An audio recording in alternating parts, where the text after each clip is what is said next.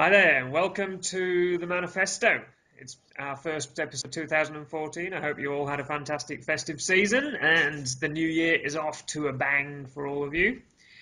And this evening, oh, sorry, forgot to introduce myself. I'm Nick from Soulcraft, and we have James Minaj from Man Up Project. So this evening's episode is going to be all about a very relevant topic for the season. Obviously, Christmas for many of us is a time of family get-togethers, and it's a time of, well, particularly as a parent, it's a very important time to offer, a particular festive season for our children, and play the role of Santa and all of that stuff. So we're going to talk about fatherhood this evening. It's a really important topic, and I think as men, seriously, we talk a lot about our purpose as a man. I feel that our role as a father, there can be no purpose that's higher than that. It's always number one. And whilst, you can be aligned to your divine purpose in many different ways, your role as a father is always critical. And we're going to talk about lots of different aspects of what that means. Both James and myself, we're both fathers.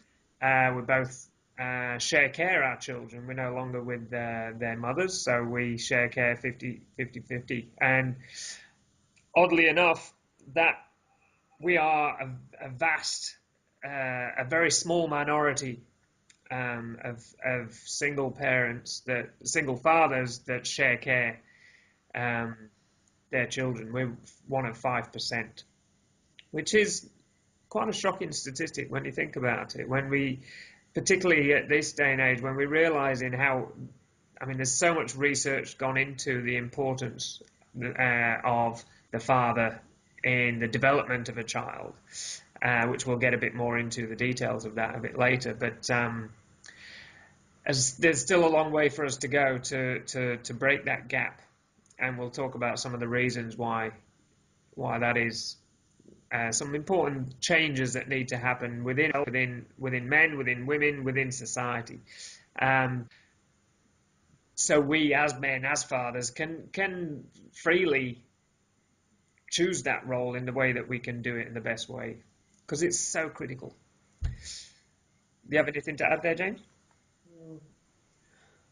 Yeah, it's I think kind of giving tonight's conversation a bit of context. Yeah, for sure, that's such an important part of it, because so many marriages and well, not even marriages, but so many of those parenting type relationships do come to an end. So I think it's really important now that that not only that men get a good chunk of the care of their children when these relationships do go south, but it's also equipping the men to be able to be, not to take the place of the woman, but to be able to be quite integrated in their parenting as well.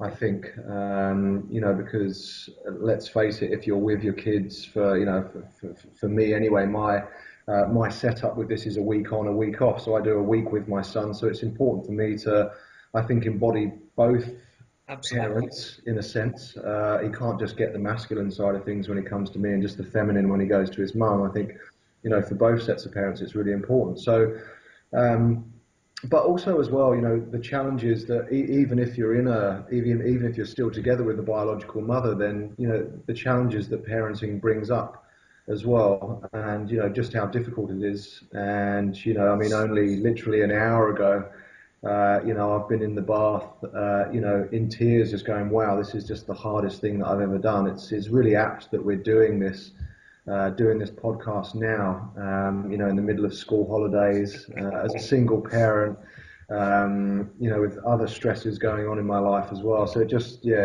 things still feel quite raw, for me. So I'm right in the middle of, a lot of just really challenging stuff with being a parent at the moment. So it's not an easy ride, but, and as we've said before we went on air, we said that everything can be viewed as a spiritual practice, but I don't think anything has triggered me as much as parenting. No. And nothing has really brought me back into life and feeling my emotions and the intensity of anger, rage, despair, depression, joy, love. It just takes you to, just the just the highest. It just amplifies everything in life, It parenting. does. So It it's does. so Uh, that's kind of what I'd add to the context, I think, yeah. if anything. And yeah, I'm looking forward to it. I think this is going to be, quite healing for me. Having a chat with you about this, Yeah, now. me and you will just have our own little therapy session about how hard it is as a father, eh? Yeah, absolutely. We'll both be in tears, you know. Oh, it's I okay. think so. Just consoling each other. Yeah. So yeah. So that's I think that's where I'd, sort of, you know draw the context with as well. So yeah. But I'm happy for you to kick off and, take it in the direction of maybe that more, what would you call it, legislation, that sort of area of, and how and why it's so important for a father to be.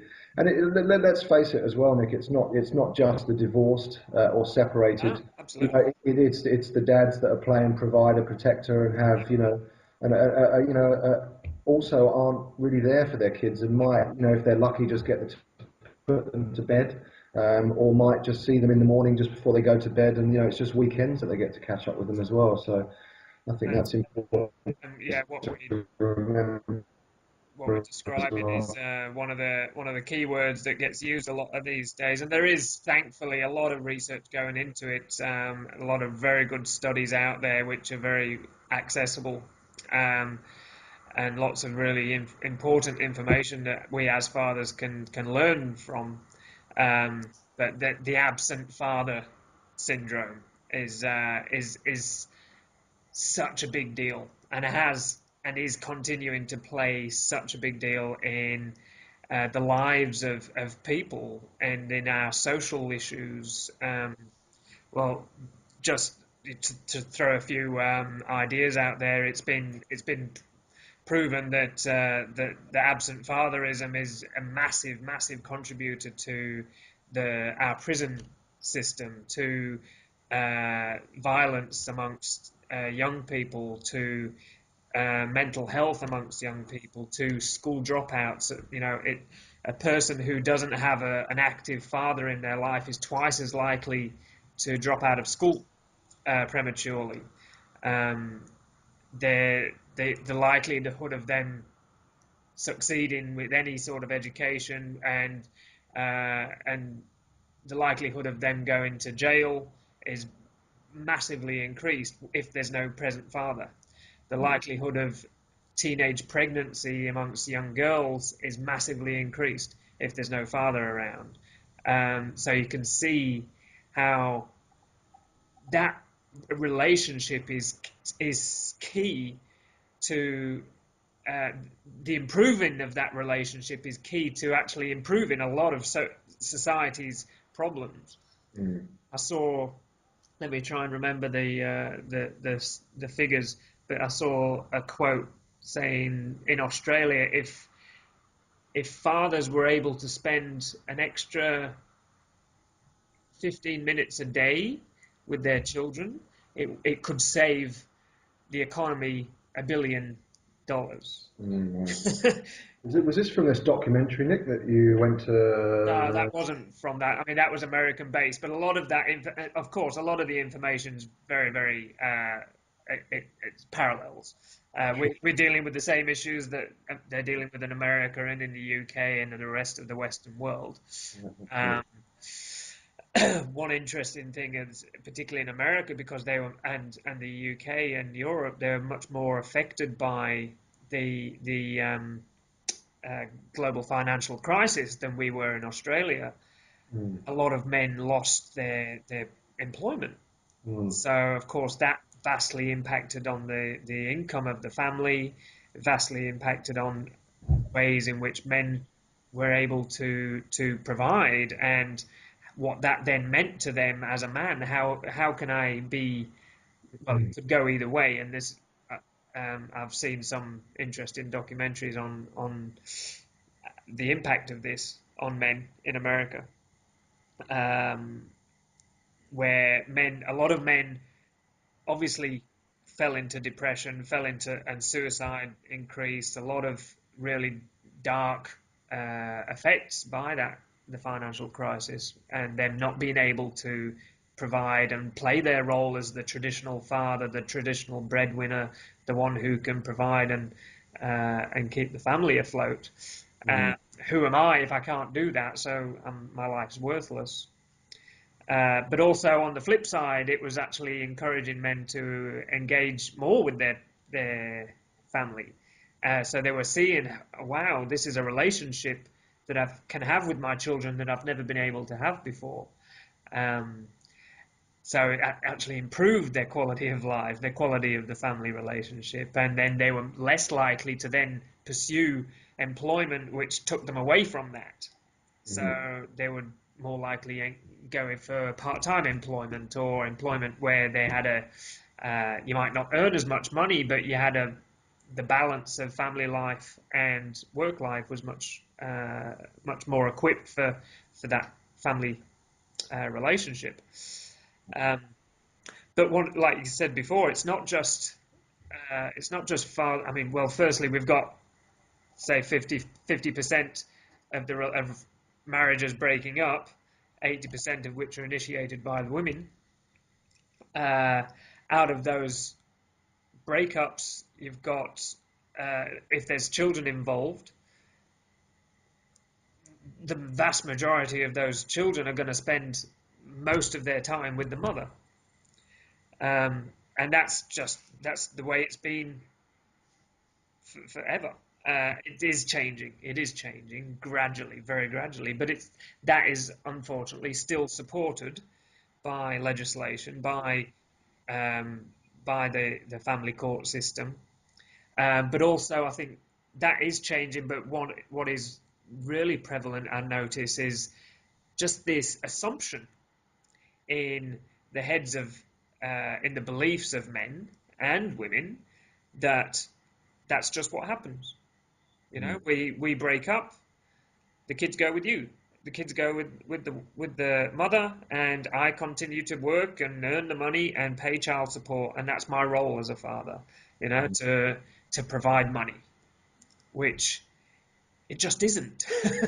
Mhm. it's There's so much more that you need to do. We need to do as fathers. You know, it's that one-on-one time and showing them a positive male role model. It's actually proven that even if the father's not a particularly good father, it's better that there's a father there than Mhm. no father at all. Yeah. Um, as long because generally, obviously this is uh, a, typically um, it's going to be the father who his role in that family generally is much more disciplinarian, is much more boundary oriented. This is You can't do that, but you can do this. Mhm. Um, so that's what children need. You know, when they're growing up, they need that. They need that challenge. They need that those boundaries. And when they're just not present, this is when we get all of these social problems. Um, Mhm. Mhm. Mhm. so yes, you've got the absent fatherism in in broken families, but also in families that are together. There's how many people do we hear of that, dad is out working 50 hours a week and you just never see him. The kids never see their father because he believes his role is to earn the money because that's how society's been set up. Mhm. And, it's obviously important that we can survive and we can have all of our bills paid and all of that. And there's food on the table, but there needs to be there's an inequality on the importance of the father spending physical time with the children, doing things, working and solving problems, playing, having fun, doing the discipline, but also doing the nitty gritty, the baths, the shopping, um, helping with homework, all of the mm. tasks that we might not enjoy, they're not all that fun. It's so Yeah, important, so yeah, important. yeah, yeah. And that's, you know, I think that kind of, looking at the stages of development, which is where which is where our last podcast was, and we look at the sort of the different stages that, men have grown through over the years. It's only really, I guess, been in this sort of postmodern era that started in the 60s, but, a lot of these psychological stages when they come in, it kind of takes a long time for society and for them to really build momentum, for them to actually come in and for the rubber to hit the tarmac, so to speak.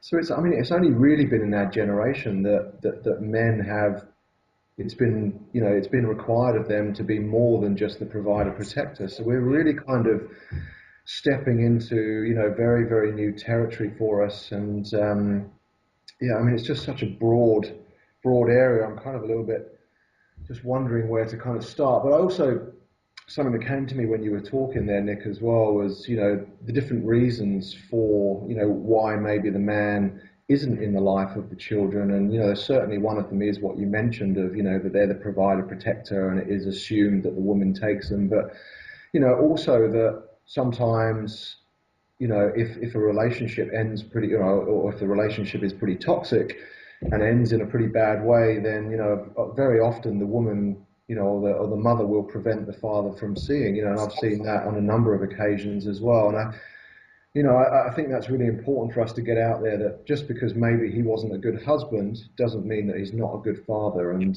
I think this research that you're quoting, that I'm not overly familiar with, I've looked into it a little bit, but it just, I think that's probably just a really big call out there to any women listening in, is that, it is so important, and regardless of what he might have done in the relationship, that, he may actually be a good father. He may not as well. He may, but, that statistic that you said, was important, that, even if he's not, it's better than him not being in their lives at all. So I think that's really important as well, that, there's some men out there that are absolutely and I've met a lot of them that are, absolutely heartbroken that they're not being able to see, to see their children, and how detrimental that is.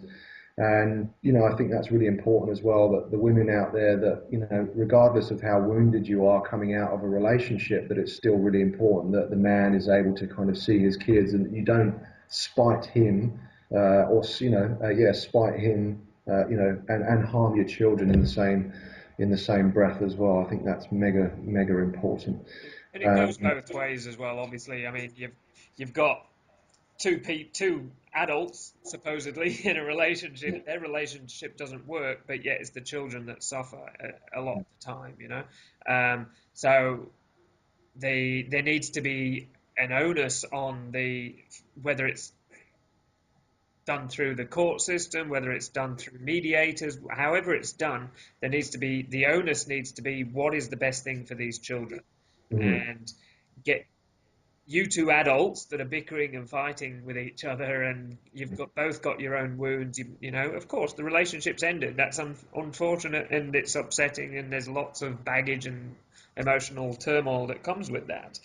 Um, but the most important thing, above all, is how can these children have two parents that look after them?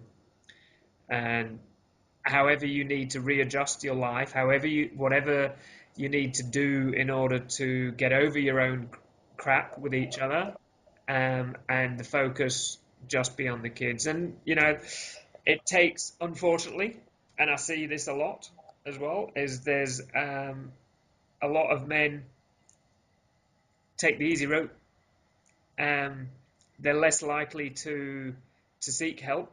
They're less likely, unfortunately, to fight for their kids, mm, because the legislation is set up in the way it is, and it has made massive improvements, and it is much more equal nowadays than it has been.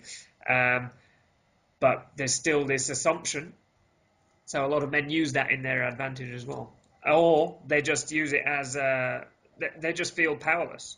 mm, Um, but men need to realize that they have a right.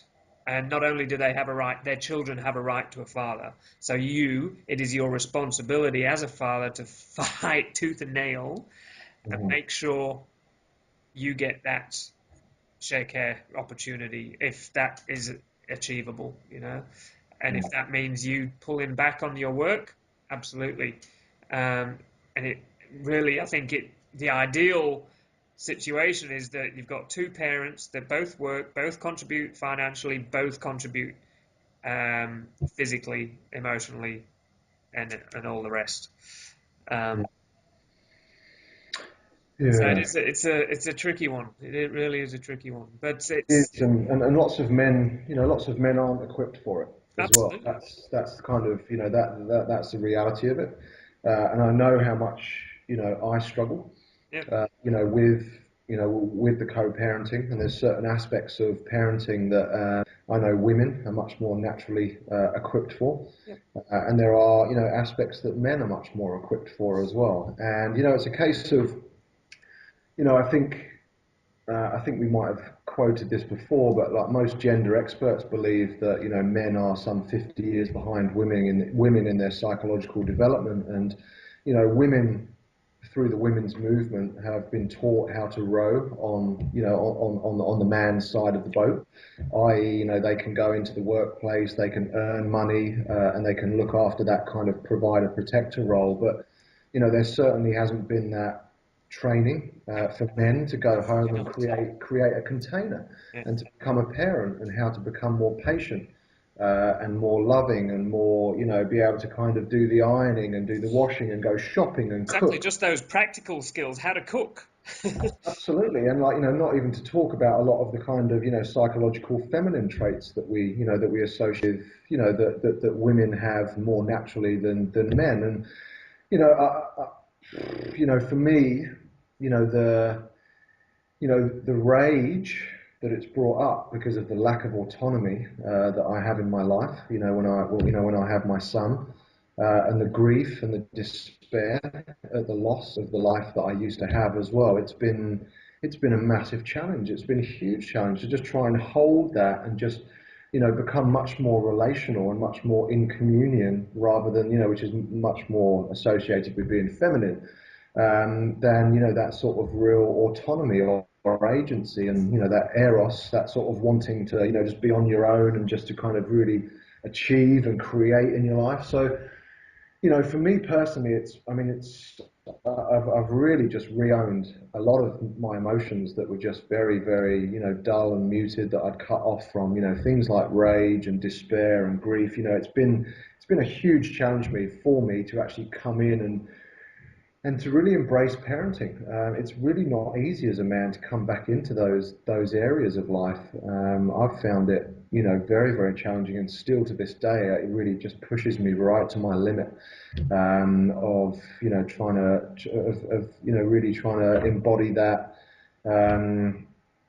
what's classically seen as more of a feminine. The more feminine role, or the more female role in that side of parenting. But yeah, but I also know as well that, I mean, you mentioned things like boundaries and those kinds of things, but having the the father in a child's life also teaches them, more empathy.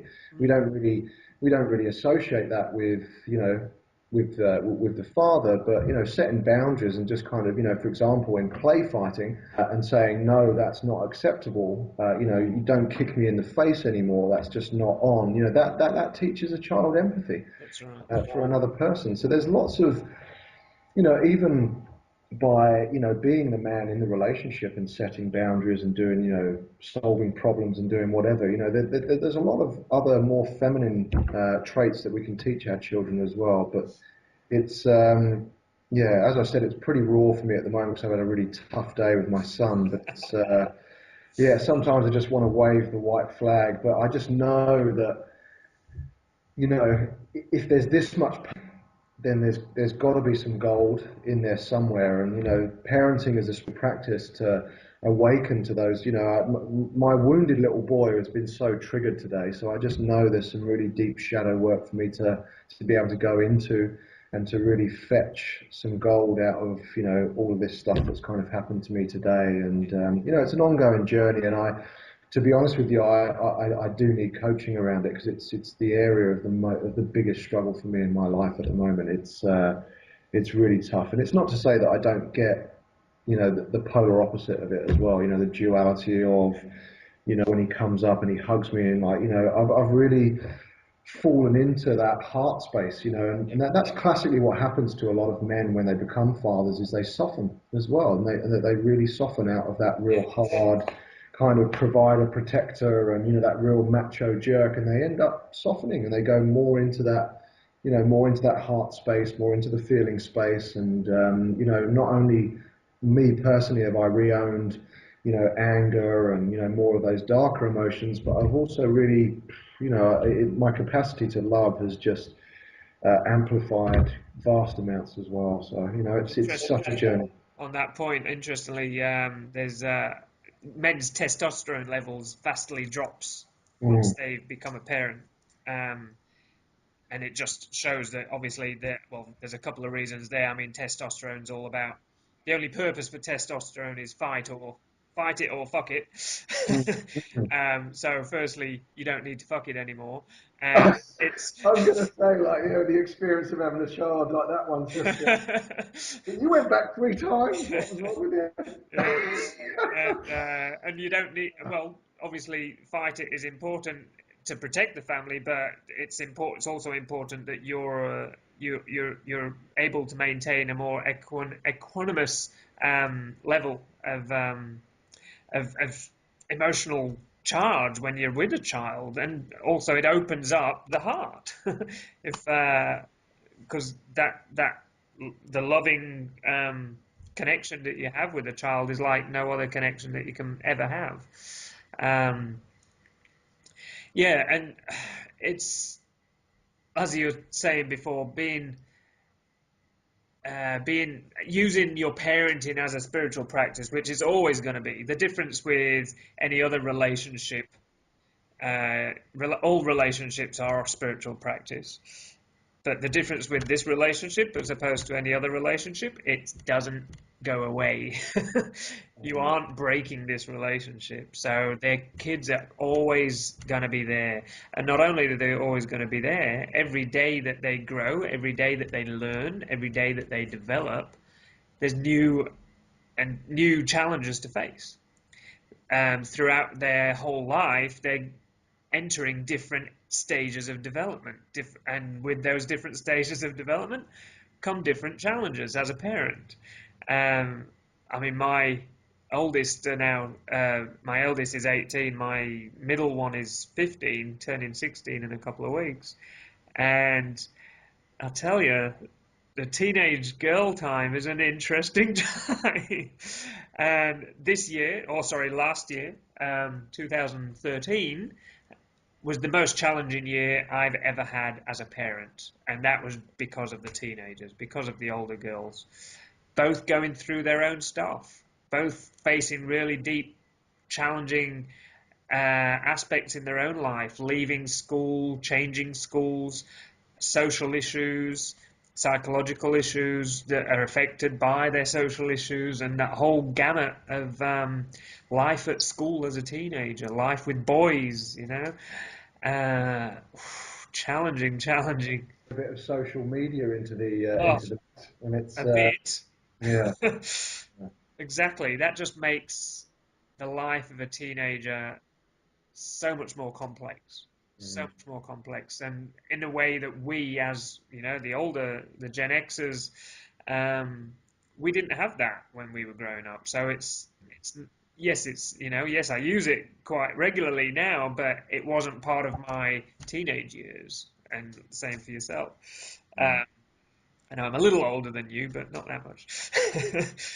um, but they've grown up with these electronic gadgets in their hand, and it's challenging, and it's really challenging for them, really challenging for them to realize what face-to-face communication is, and how to deal with conflict situations in a face-to-face environment now, because it's all done on social media. It's all done on their phones, on their computers, and of course, it just escalates and makes such a bigger deal than it should be. Mhm. Mhm. Um, but yeah, coming back to parenting as a practice, as part of your spiritual practice, is I think one of the key. If I can offer one suggestion to any parent, father or mother, in this, is to really be very, very aware of your own stuff in parenting, because times out of 10, when we're getting frustrated, when we're getting angry, when we're getting upset with our children's behavior, most of the time, whatever they're doing is triggering something in you. And it's triggering a wound, whether it's embarrassment, whether it's shame, whether it's or you're disturbing my peace, whether it's you're taken away from my ability to be autonomous, like you were expressing before. Um, we put all of our shit onto the children, and they're not big enough to cope with that. They're not responsible for that. They're children. They're young people. They're learning to live their own lives. You as an adult are totally and utterly 100% responsible for your own shit. So don't put it onto your kids. Don't blame that. So when they are triggering you, we need the most important thing that we can do as parents is be really clear. Okay, how much of this trigger is my own stuff? How much of my anger, my frustration, my sadness, my grief is about my own stuff? And how much am I putting that onto my children and making them responsible for my own stuff? Yeah, and it's I mean another great thing to do as well is or to know as a parent is what stage of development that your child is going through, has been through, and is coming up to, and like exactly where they should be for their age. And that, I mean, that ties in quite nicely to the shadow sort of psychological shadow that you were just talking about, about your own wounds being triggered. And a great one that I, sort of plugged into the other day, this woman who runs a course called, Parenting as a Spiritual Practice. She was talking about, gave the example of, the baby classically in the high chair, throws a spoon on the floor, again and again and again. But there's a very good reason for it. They're not trying to piss you off. They're Yeah, certainly not developed enough to know that this is pissing daddy off. But it's just the whole cause and effect that they know that when they do something, that there's a response, yeah, to their actions. And so, when you start to plug in and start to know, why kids do what they do, or why babies and toddlers do what they do, then it can often take the edge, off of, but also it's, when they're growing through that egocentric stage of development as well, it's, again, it can be a stage that can really trigger you as a parent. And again, it can just be a lot of disowned stuff in yourself, a lot of marginalized, shadow stuff in yourself that, that we, that, I mean, the whole path of parenting is a very selfless, act. yeah, But in order to survive it, you do have to kind of be quite egocentric and narcissistic at times as well, and set very clear boundaries and go, right, daddy really needs his me time now. Can you go and play in your room quietly for half an hour? Da, da, da.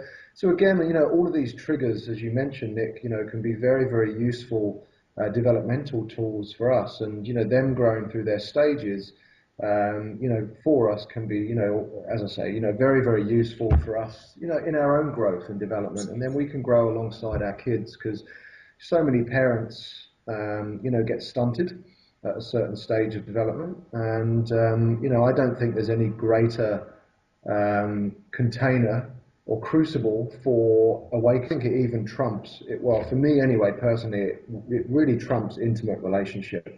I don't get anywhere near as triggered, by my intimate relationship, although I am in the honeymoon phase at the moment. Uh, I don't get anywhere near as triggered as I do in parenting. Parenting has really brought me back into life. If you're sitting in the stands before parenting, then I can guarantee you parenting will bring you firmly onto the pitch. And I think it's a tough gig for everyone. It's a tough gig for men. especially in this new sort of age that we are living in, where men are really expected to kind of come into come into parenting a lot more hands-on.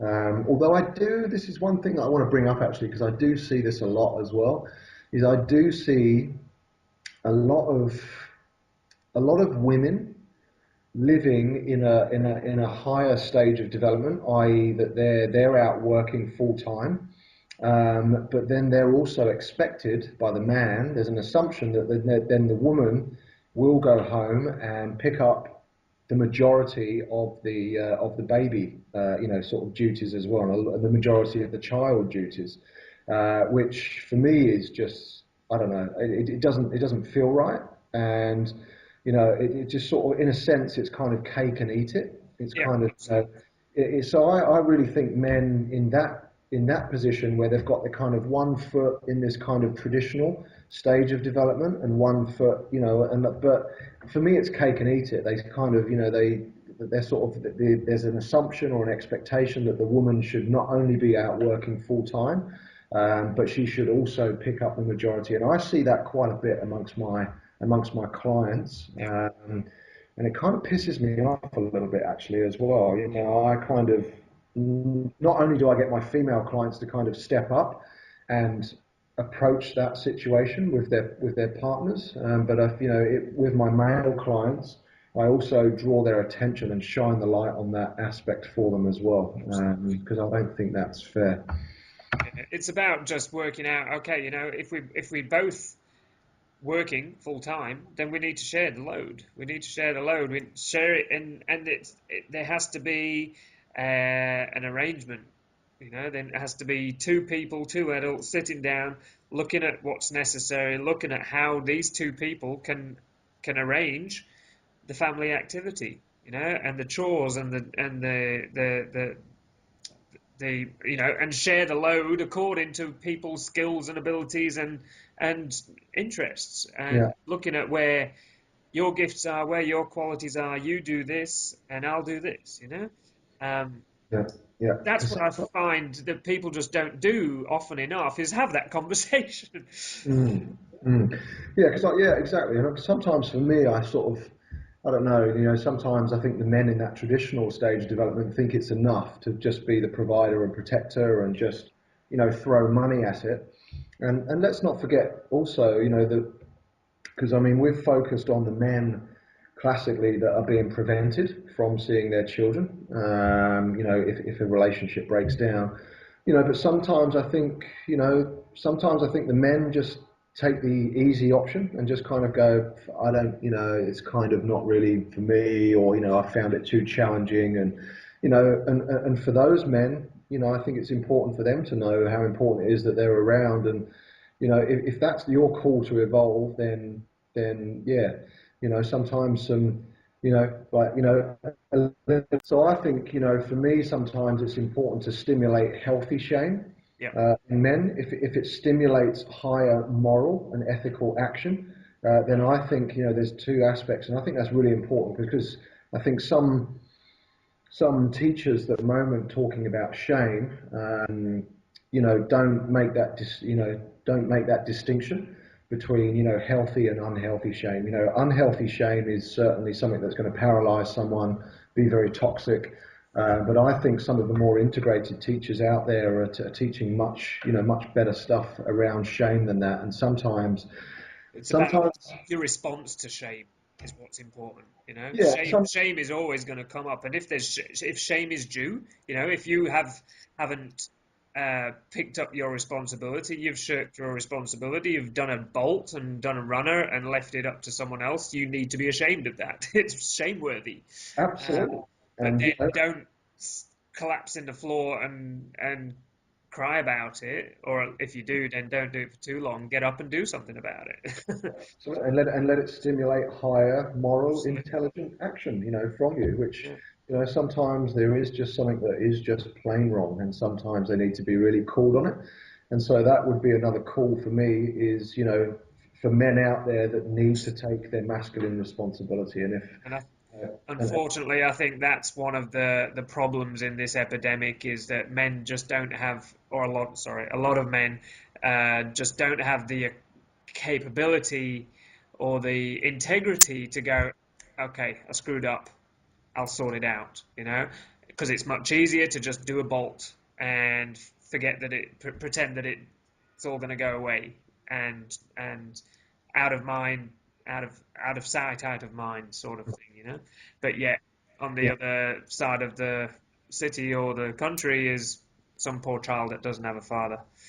absolutely. And lots of men again just don't possess the capacity to be with that much pain. The pain Yeah, that the relationship has caused, potentially the difficulty that parenting, has created for them and what it's bringing up in them yeah, as well. So, for me, my message is, it is one of man up, and if that creates some healthy shame, which stimulates some, higher moral action in you, then that's absolutely fine, and that needs to happen because, as you stated at the start, Nick, we know now how important it is for even immature men to be in children's lives, but hopefully, through doing your own work, looking at your own stuff, it's going to be, you know, we'll have more mature men showing up in children's lives, and that's what we need: healthy male, masculine role models for kids. Uh, absolutely, yeah. absolutely. It's hard work as well. Let's not um, shine too much fairy dust on it. It's always going to be hard work, but it's Mhm. the rewards are far outweigh the difficulties. Yeah.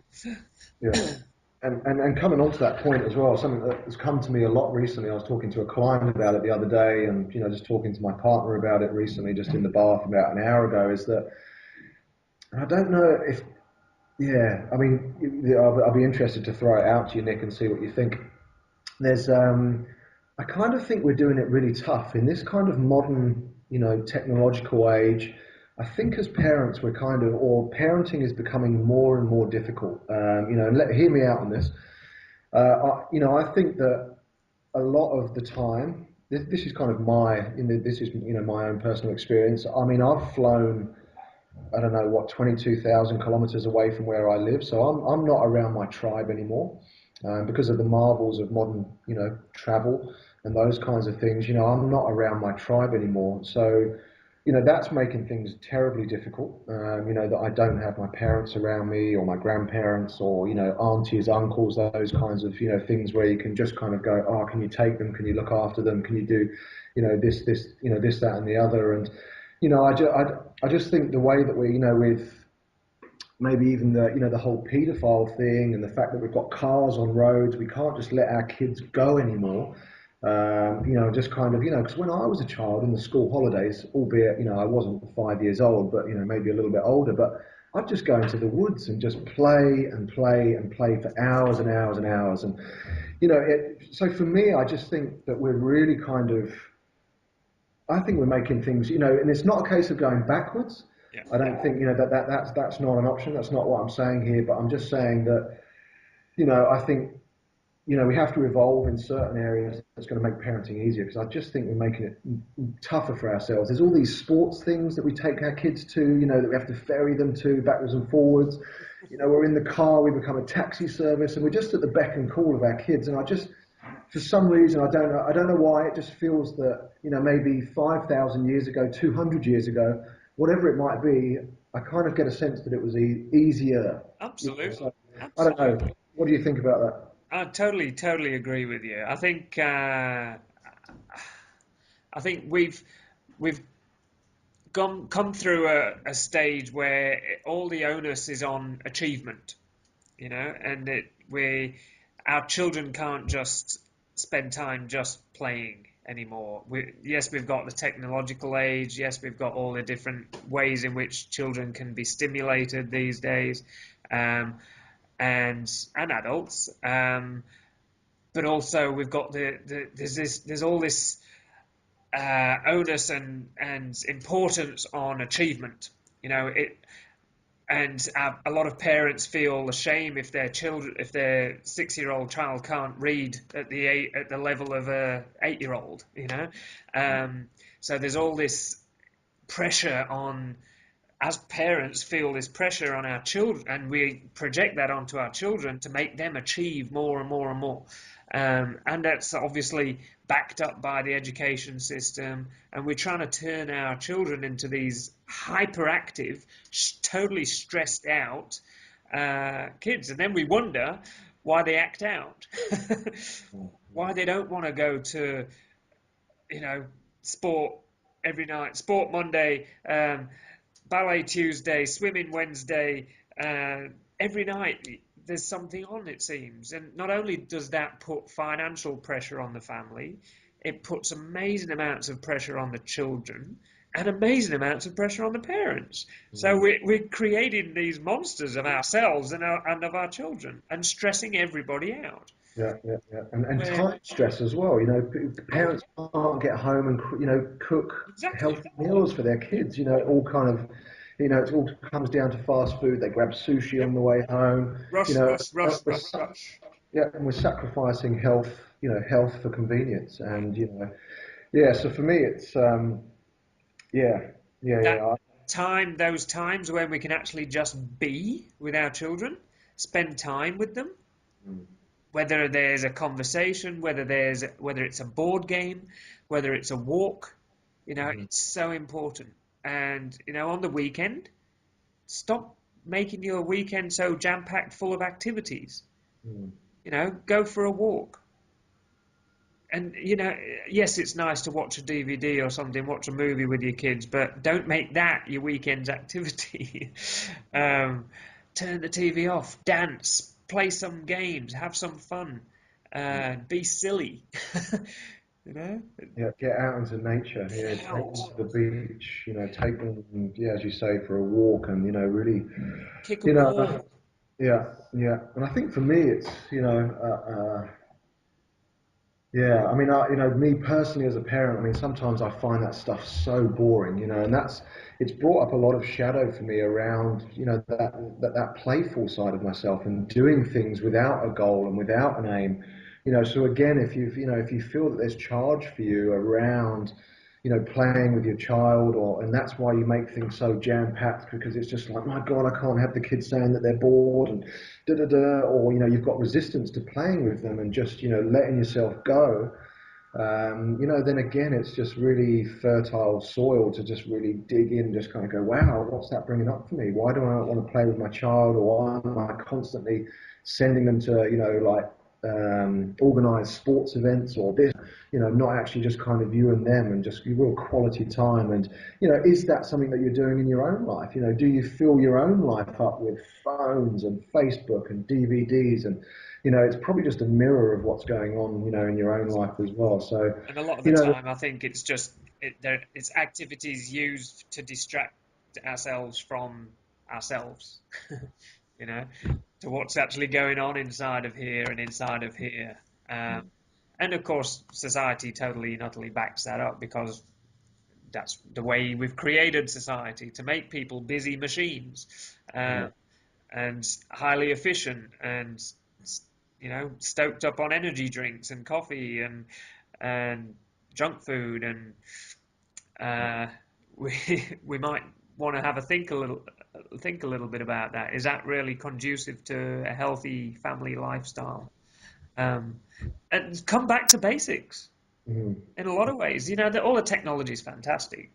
I think I was actually at one of my Christmas family events, and the kids are playing the Wii, and I'm not a massive fan of computer games and things like that. But I thought, wow, these kids are actually having a real great time here.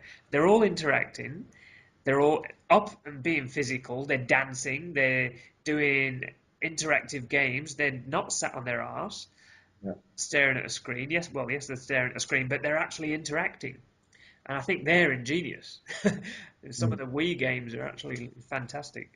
yeah, no, for sure. Yeah, definitely. And yeah, yeah, I think, something that's come to me recently as well with the whole, I think we need to be careful with this postmodern era that we're moving into as well. The fact that we do sometimes get a bit soft on our kids as well. And I was reading just something the other day that actually it's really important to allow our children to grow through these stages of development. But when we're looking at them through a postmodern lens, when we look at them into, the superheroes and the violence and the kind of, the stuff that, and obviously there's a limit to the violence that we should expose our children to, but that kind of more, what would you call it, sort of comic book violence, or is actually really an important stage of development for kids to grow through. And you know if we try and push them away from that and we suppress that stage of development, then they're not going to, then actually it's going to be quite pathological for Yeah, them, exactly. when they grow older. So I think it's important that we know about stages of development and that we encourage different stages, even if it looks and feels like it's a bad fit for our own lens. It's actually really important for children to grow through. And yeah, I was another thing that came to me in the bath. A couple of things that I'll touch on is because I mean I've just had such a challenging day with parenting and some other stuff that's going on in my life at the moment. But you know, as much as it was challenging for me, I had the capacity to kind of be with it, and I took myself into the bath. I put my son in front of a Spider-Man DVD. I said that I'm going to go and have a bath. I told him where I was going and when I'd be back. And but then I had a conscious rant. My partner, or conscious complaining. My partner came into the bathroom, and I sort of said, do you mind if I, go into a bit of a conscious rant now? And I sort of got it all out, everything that was going on in my head. And I really went into quite a dark sort of space with it all around, my deepest fears around parenting and, my anger and my just rage. And, I just really got it out. And it was really interesting. Once I did that, once I verbalized it and got it out, and then I kind of really sunk into my body and was able to feel all of the emotions. And it was interesting. I sort of went through the different layers of emotions and then suddenly kind of, got into this space of like going, wow, and all the reason that I'm being triggered by this is because I really deeply care, and I deeply love him. And, so it was just the most exquisite process that I went through. And I was just, lucky enough that I had the capacity to kind of, do it, and also knew about the practice, also had a partner that was able just to be really present with me as I did it without judging me about, all the things that were coming up, and was able to create that kind of, container for it. But then I just kind of had just lots of compassion coming up for parents that don't have that capacity, that don't have a partner, and then go and crack open a bottle of wine in the evening because they're just not able to be with the difficulties of parenting. And let's face it, it's one of them, and like I said in the bath, it's the most difficult thing that I've ever done and am doing. And I think you alluded to it last year that it was, the most challenging year that you've had with parenting. And let's not put, let's not make it fluffy. Let's not make my kids are the most wonderful thing that, and they are, but there is this other side to it. And I think it's really important as parents that we address that, and that we give it space and we give it voice, the Yep. challenging side. So for me, that would be one big thing, that if you haven't got a partner that you can do it with, then find a friend that's also a father, that you can do that conscious complaining to, Yeah. and someone that's able to, because it's so healing. And it's, I know there's that kind of guilt that comes with it and stuff, but I think it's just so important just to get it out there. Otherwise, it becomes an addiction. It becomes a failed marriage. It becomes, a fatherless child because the father just can't be, in that space anymore. I think it's just I think it's important that men have these tools and, to be able to deal with the more challenging sides of parenting Absolutely. for sure. Because it is hard, and we are like we've alluded to previously, we are pioneers in a new, very new era of manhood and parenthood, fatherhood. And so we are taking on very new roles, and we're the first generation to be doing it. So there's a lot to learn, and we've got a long way to go, but we're making amazing steps. But I think the important thing needs to be is on education. There's one thing that we are absolutely blessed with is possibly uh, uh, too much information out there, available to us. There's lots of different books that you can get on parenting styles, parenting for girls, parenting for boys, a lot of which are really, really valuable. But it needs to be recognized that, you've got your style, and not only that, your kid is a unique child. And yes, there might be certain ideas around what development means at certain stages, but your kid might not be developing along that line. They might have their own line. And I think one thing that we can really easily fall into is this panic mode of, oh, my kid's different. Um, my kid's strange or broken, or unwell, so there needs to be something wrong that we can fix. Um, Allow your kid to be themselves, give them that space to grow into their own identity, into their own body, into their own mind and their psyche. Obviously giving them a safe container, giving them the boundaries, giving them the rights and wrongs and the lessons along the way, and just a lot of love. Mm, mm. um, Yeah, yeah, and it's something that's come to me there as well. It's, just around, saying that it's never too late as well for yeah, fathers maybe that haven't been in their child's life, yeah, that it got all a bit too painful and a bit too much, and they've been yeah. estranged from, children. As much as it probably feels like it's going to be way too painful, and a message for kids out there that are, don't have a father in their life as well, that it's certainly nothing personal. It's definitely your dad's stuff.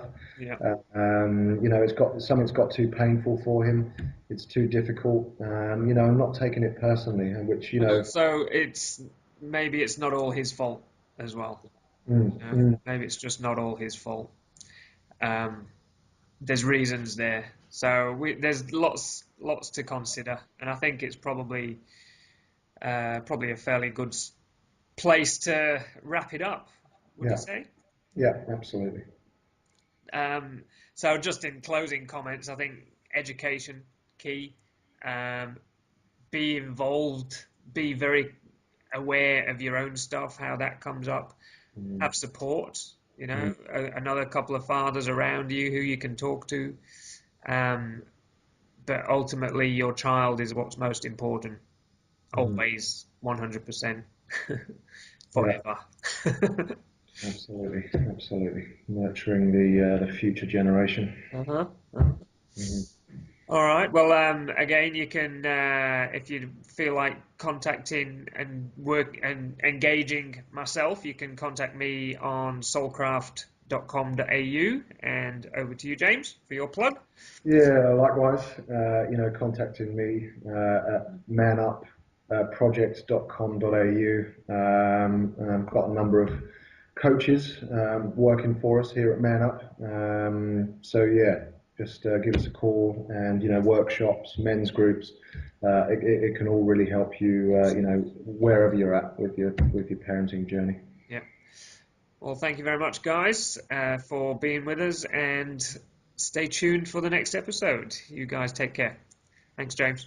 Catch you later. Cheers, Nick. See Bye ya. bye.